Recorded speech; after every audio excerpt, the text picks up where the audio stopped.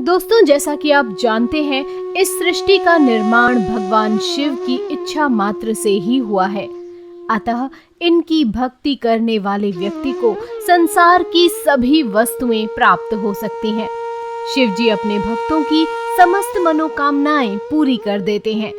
शिव पुराण के अनुसार नियमित रूप से शिवलिंग का पूजन करने वाले व्यक्ति के जीवन में दुखों का सामना करने की शक्ति प्राप्त होती है। शिव पुराण में एक ऐसा शास्त्र है जिसमें शिव जी और सृष्टि के निर्माण से जुड़ी रहस्यमयी बातें बताई गई हैं। इस पुराण में कई चमत्कारी उपाय भी बताए गए हैं जो हमारे जीवन की धन संबंधी समस्याओं को खत्म करते हैं, साथ ही अक्षय पुण्य भी प्रदान करते हैं। इन उपायों से पिछले पापों का नाश होता है और भविष्य सुखद बनता है। दोस्तों, यदि आप भी शिव जी की कृपा से धन संबंधी समस्याओं से छुटकारा पाना चाहते हैं तो यहाँ बताया गया आसान उपाय रोज रात को करना चाहिए। उन उपायों को जानने के लिए बने रहिए हमारे साथ इस वीडियो के अंत तक। नमस्कार, स्वागत है आप सभी का हमारे YouTube चैनल भक्ति पर एक बार फिर। यह उपाय शिव पुराण में बताया गया है। इस उपाय के अनुसार शिवलिंग के पास रोज रात को लगाएं दीपक।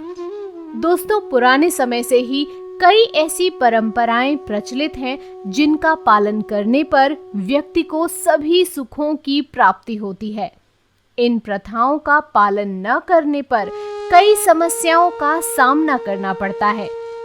शुभ फलों की प्राप्ति के लिए एक परंपरा है कि प्रतिदिन रात्रि के समय शिवलिंग के समक्ष दीपक लगाना चाहिए। इस उपाय के पीछे एक प्राचीन कथा बताई गई है।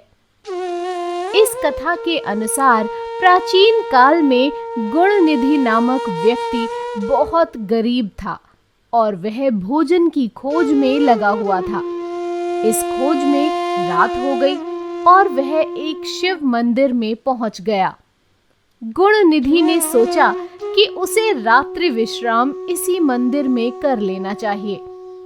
रात के समय वहां अत्यधिक अंधेरा हो गया।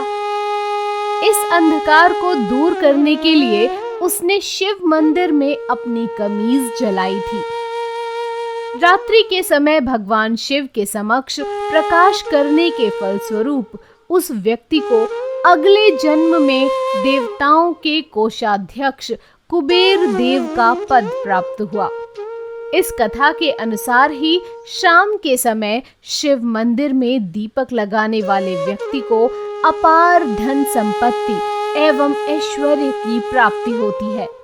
अतः नियमित रूप से रात्रि के समय किसी भी शिवलिंग के समक्ष दीपक लगाना चाहिए। दीपक लगाते समय ओम नमः शिवाय मंत्र का जाप करना चाहिए। शिव जी के पूजन से श्रद्धालुओं की धन संबंधी समस्याएं भी दूर हो जाती हैं। शास्त्रों में एक अन्य सटीक उपाय बताया गया है जिसे नियमित रूप से अपनाने वाले व्यक्ति को अपार धन संपत्ति प्राप्त हो सकती है। इस उपाय के अनुसार प्रतिदिन सुबह के समय शिवलिंग पर जल, दूध, चावल आदि पूजन सामग्री अर्पित करना चाहिए। दोस्तों, इसी प्रकार शिव पुराण की कथा करने व सुनने वालों के लिए भी कुछ नियम बनाए गए हैं। जो संत महात्मा अथवा योग्य ब्राह्मण शिव पुराण की कथा करता है उसे कथा प्रारंभ के दिन से एक दिन पहले ही व्रत ग्रहण करने के लिए क्षौर कर्म अर्थात बाल कटवाना या नाखून काटना कर लेना चाहिए।